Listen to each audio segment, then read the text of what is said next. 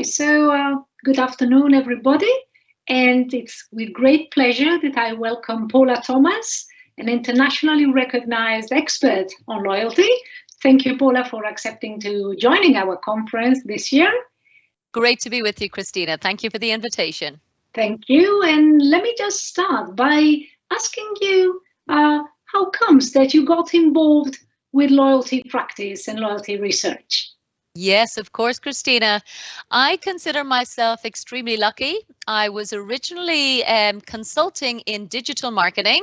I started maybe 12, 13 years ago. But around that time, actually, the economy wasn't very good. It was quite difficult finding clients.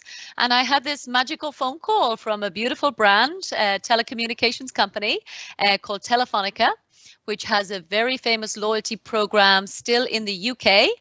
And they were having some problems on the operational side.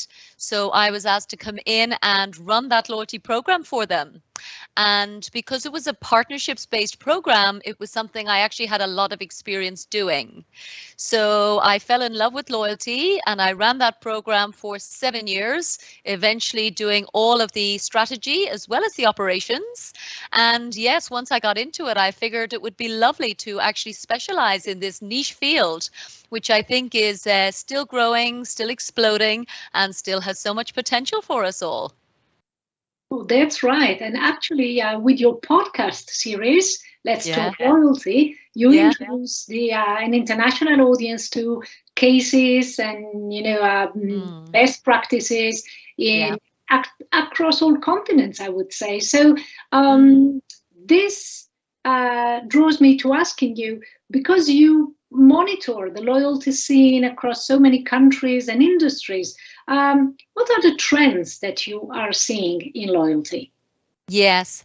So the first thing I would say, Cristina, is that I think there is much higher expectations from customers. And what we're seeing with the latest reports and any white papers coming out is that customers are actually expecting to see whether the brand is being loyal to them.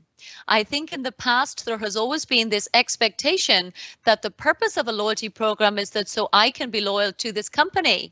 And for sure, there are commercial reasons to do that. But now I think the balance of power is shifting.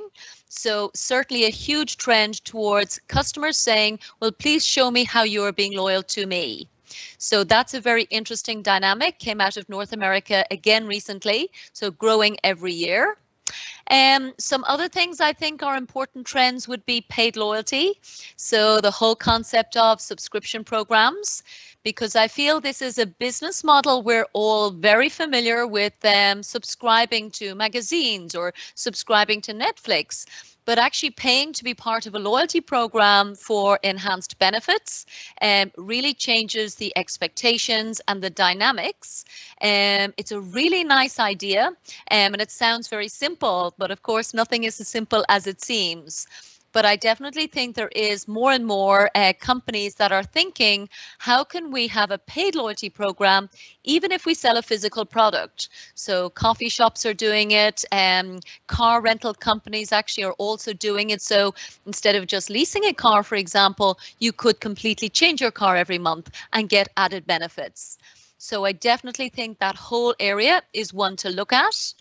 And I suppose in general, Cristina, I've always felt that our communications is probably the area that really is underappreciated in terms of its impact. So going back to my days I mentioned already with telecommunications, we work in the communications business, and every time we would get consumer research, it would show that maybe 2/3 of our customers didn't even know we had a loyalty program, let alone what the benefits might be. So I still think there's a lot of work to be done to educate consumers on what we're doing for them and how we're planning to do it. Right, that's very interesting, very interesting. And going back to your original love for digital, as you know, our conference this year is about, we call it digital loyalty revolution, in the convergence or possible convergence between digital and loyalty. So, and there are many changes going on there, with the future without cookies and so on and so forth. So what do you see for the relationship between loyalty management and digital? I think you're absolutely right, Cristina. It's always continuing. There's more and more areas of overlap. The same point about customer expectations is that not only do I want better programs, but I want better channels to get access to the information about my loyalty benefits. So all areas of digital are increasing.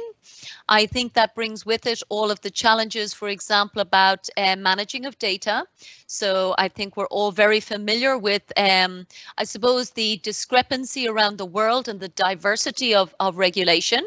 So there's massive complexity around securely managing customer expectations around their privacy, but also making sure that there's never any breach. So there's the individual respect for the customer's data, particularly again for digital programs, but also then there's overall the company has to be very respectful of the security levels that their digital data is being stored in.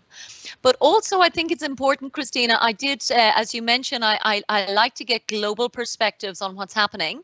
And I just did an interview with Australia and separately with South Africa, with two leading loyalty practitioners who do a lot of research in their markets.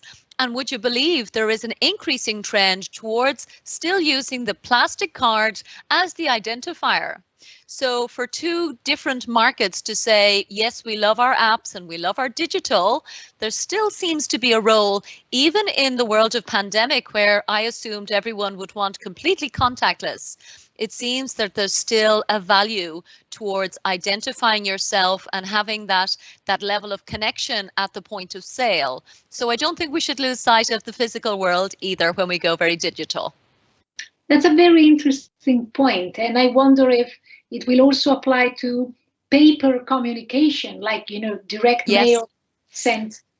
I do believe it, Cristina, because I think we went through a phase where all of the paper communication ended up just being our utility bill, but now they've all gone digital as well. So I certainly believe in direct mail as a way to create a moment of joy and to actually show the member that you're willing to send them something, and it can be a nice experience actually.